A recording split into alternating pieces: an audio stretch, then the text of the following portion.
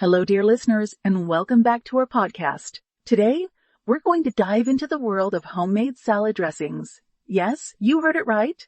We're going to leave behind those store-bought dressings with their long list of unpronounceable ingredients and step into the realm of fresh, wholesome, and incredibly flavorful homemade dressings. Now, before we get started, let's talk about why homemade dressings are a great choice. First, they're healthier. You control what goes into your dressing so you can avoid preservatives, artificial flavors, and excessive amounts of sugar and salt. Second, they're customizable. You can tweak the ingredients to suit your taste buds. And finally, they're easy to make. Most dressings require just a few ingredients and a couple of minutes to whip up.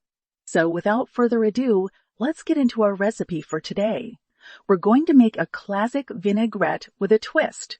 This is a versatile dressing that pairs well with almost any salad. It's tangy, it's sweet, and it's going to make your salads taste amazing.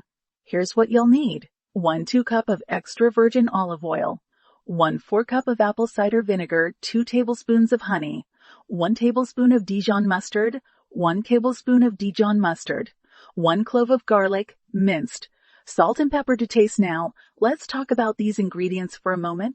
Extra virgin olive oil is a staple in any salad dressing.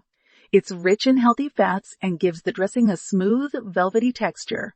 Apple cider vinegar adds a tangy kick. It's also great for digestion.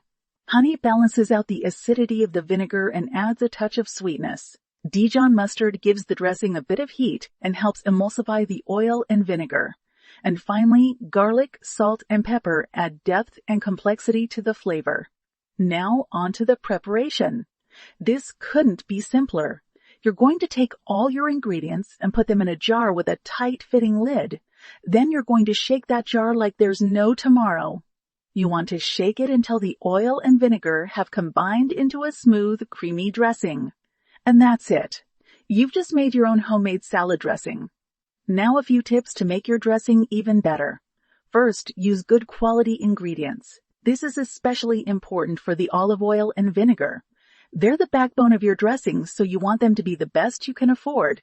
Second, taste as you go. The measurements I gave are a starting point, but feel free to adjust them to your liking. More honey if you like it sweeter, more vinegar if you like it tangier. And finally, let your dressing sit for a bit before using it. The flavors will meld together and become even more delicious. So there you have it, dear listeners. A simple, wholesome, and incredibly tasty homemade salad dressings.